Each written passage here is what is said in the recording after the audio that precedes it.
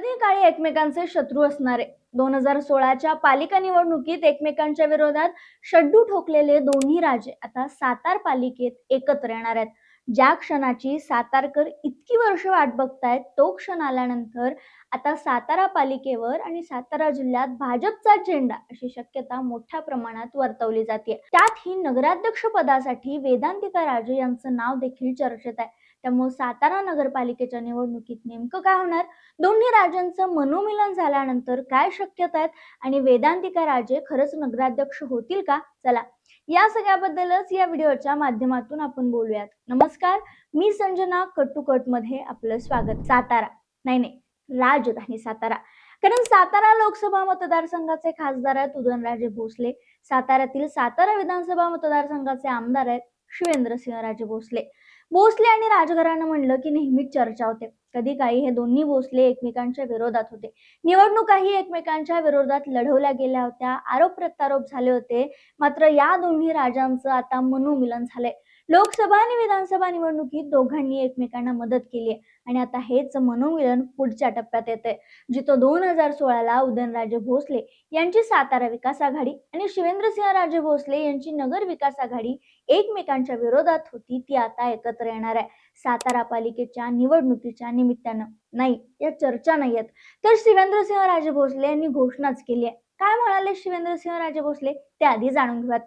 साताऱ्यात भाजपच्या नगर विकास आघाडीच्या पदाधिकाऱ्यांची बैठक पार पडली आणि या बैठकीत बोलत असताना त्यांनी आपण एकत्र निवडणूक लढवणार असण्याची घोषणा केली. ते म्हणाले, सातारा भाजपामध्ये नवा जुना असा कोणताही वाद नाही. पक्ष संघटना म्हणून सगळेच एक आहोत. आमची तुमची निवडणूक आहे. तुमच्यासाठी आम्हाला लोकप्रतिनिधींना काम करायचं असून पळावं लागणार आहे. कुठलाही वादविवाद न करता ही निवडणूक लढवायची. एक दिलानं काम करून निवडणूक जिंकायची. त्यांच्या या विधानावर अजून तरी उदयनराजे भोसलेंनी कोणतीही प्रतिक्रिया दिलेली नाहीये. मात्र लोकसभा आणि विधानसभेच्या या दोन्ही राजांची जी विधानं पाहिली किंवा जर आपण त्यांच्या ऍक्शन्स पाहिल्या तर नगरपालिका निवडणुकीत हे दोघं एकत्र येऊ शकतात अशी दाट शक्यता आहे.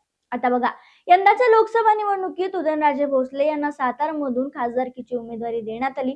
यावेळी शिवेंद्रसिंहराजे भोसले यांनी सगळे मतभेद बाजूला ठेवून उदयनराजेंसाठी काम केलं. कारण लोकसभा निवडणुकीचा निकाल पाहिला तर सातारा विधानसभा मतदारसंघातून उदयनराजेंना भरघोस लीड मिळालं होतं. विधानसभा निवडणुकीतही शिवेंद्रसिंहराजे भोसले यांच्यासाठी उदयनराजेंनी मोठ्या प्रमाणात प्रयत्न केले. 1 लाखपेक्षा जास्त मतांनी शिवेंद्रसिंहराजे भोसले यांचा विजय झाला. एवढंच नव्हे तर शिवेंद्रसिंह भोसले यांना मंत्रिपद मिळावं यासाठी मध्यंतरी उदयनराजेंनी आक्रमक भूमिका देखील घेतली होती. फडणवीसांकडे शिवेंद्रसिंहराजेंना मंत्रिपद द्या अशी मागणी देखील उदयनराजे भोसलेंनी केल्याचं सांगितलं जातं. आता आपण बोलूया सातारा नगरपालिका आणि 2016च्या झालेल्या निवडणुकांबद्दल. खरं तर नुकताच नगरपालिका आणि नगरपंचायतीच्या निवडणुकीची घोषणा झाली. 2 डिसेंबरला निवडणुका होणार आहेत. सातारा जिल्ह्यात नगरपालिका आणि एक नगरपंचायत आहे. सातारा नगरपालिका, फलटण नगरपालिका, वाई नगरपालिका, कराड, महाबळेश्वर, रहिमतपूर, म्हसवड या पालिका आणि मेंढा नगरपंचायत. या नगराध्यक्ष पदाचं म्हणजे इथल्या नगराध्यक्ष पदांचं आरक्षण देखील जाहीर झाले. पाचगणी व मलकापूर नगरपालिकेमध्ये अनुसूचित जातीचे आरक्षण पडले. तर सातारा, फलटण, वाई, कराड, महाबळेश्वर, रहिमतपूर, म्हसवड पालिका आणि मेंढा नगरपंचायतीत खुल्या प्रवर्गाचं आरक्षण पडलंय. आता हे आरक्षण पडल्यामुळं अनेक मतदारसंघात खुल्या प्रवर्गाचं आरक्षण पडल्याने इच्छुकांच्या आशा पल्लवित झाल्यात. तर ओबीसी नेते किंवा उमेदवार जे तयारी करत होते त्यांचा हिरमोड झालाय. नेत्यांकडून आतापासूनच लॉबिंगला सुरुवात झाली आहे. आता सातारा जिल्ह्यात बघायला गेलं तर सातारा जिल्ह्यातील 115 प्रभागातून एकूण 233 नगरसेवकांची निवड मतदानाद्वारे केली जाणार आहे. यामध्ये खुला प्रवर्गात 139 जागा, अनुसूचित जातीमध्ये 32 जागा, अनुसूचित जमातीमध्ये 2 जागा आणि इतर मागास प्रवर्गामध्ये 60 जागा अशा एकूण 233 नगरसेवकांची निवड होणार आहे. त्यापैकी सातारा नगरपालिकेत सगळ्यात जास्त म्हणजे 50 जागा आहेत. कराड नगर परिषदेत 31 जागा आहेत. वाई नगर परिषदेत 23 जागा आहेत. फलटण नगर परिषदेत 27, महाबळेश्वर, पाचगणी, रहिमतपूर आणि म्हसवड नगर परिषदामध्ये प्रत्येकी 20 जागा आणि मेंढा नगर पंचायतीत 17 जागा.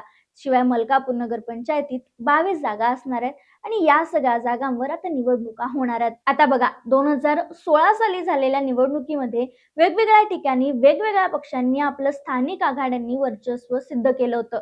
सातारा नगर परिषदेत उदयनराजे यांच्या सातार विकास आघाडीने 22 जागा जिंकत बहुमत मिळवलं, तर शिवेंद्रराजे नगर विकास आघाडीला 12 जागा मिळाल्या होत्या.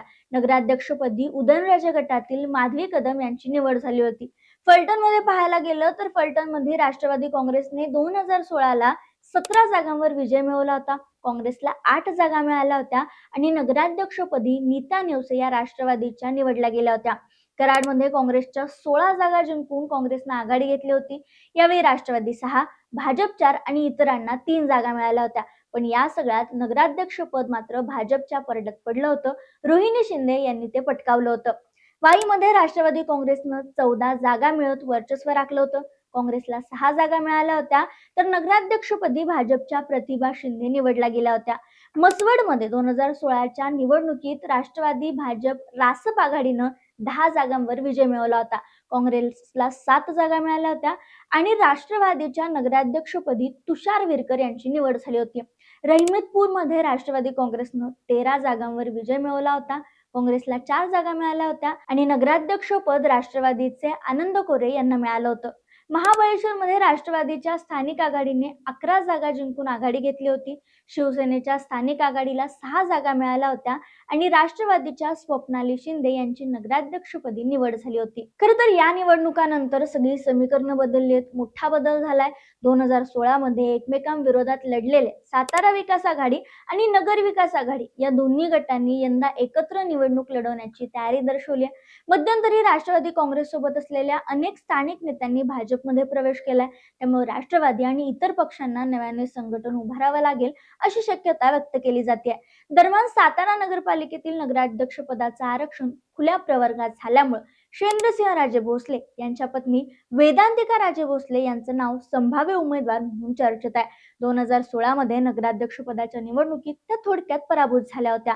मात्र आता दोन्ही राजे अर्थात उदयनराजे आणि शिवेंद्रसिंहराजे एकत्र आल्यानंतर वेदांतिका राजेंच्या उमेदवारीवर शिक्कामोर्तब होण्याची शक्यता वर्तवली जाते. सूत्रानुसार सातारा विकास आघाडी आणि नगर विकास आघाडी यांच्यात जागा वाटपाचा फॉर्म्युला तयार केला जातोय असं देखील सांगितलं जाते. 50 पैकी 30 जागा उदयनराजेंच्या गटाला आणि 20 जागा शिवेंद्रसिंहराजेंच्या गटाला बसू शकतात.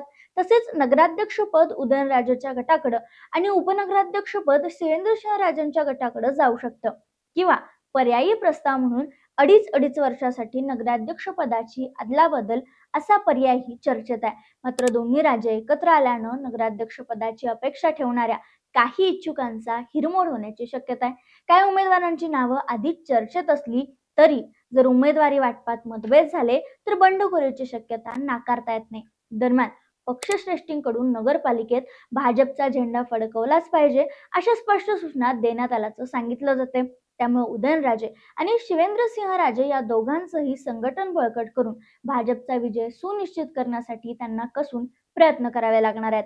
आता सध्या शिवेंद्रसिंहराजे यांनी आपण एकत्र लढणार असल्याचं सांगितलंय. मात्र यावर अजून तरी उदयनराजे भोसलेंनी कोणतीही प्रतिक्रिया दिलेली नाहीये. पण या निवडणुकीच्या पार्श्वभूमीवर दोन्ही राजे एकत्र आले तर इतर पक्षांना त्याचा फायदा की तोटा हे बघणं महत्वाचं आहे. शिवाय जर एकत्र येऊन त्यांनी बळ लावून निवडणूक लढवली तर सातारा नगरपालिकेमध्ये भाजपचा झेंडा दिसेल का? तुम्हाला काय वाटतं? कमेंटमध्ये कळवायला विसरू नका. व्हिडिओ आवडला असल्यास नक्की लाईक शेअर करा आणि अशाच व्हिडिओसाठी आवर्जून कट टू कटला सबस्क्राईब करायला विसरू नका.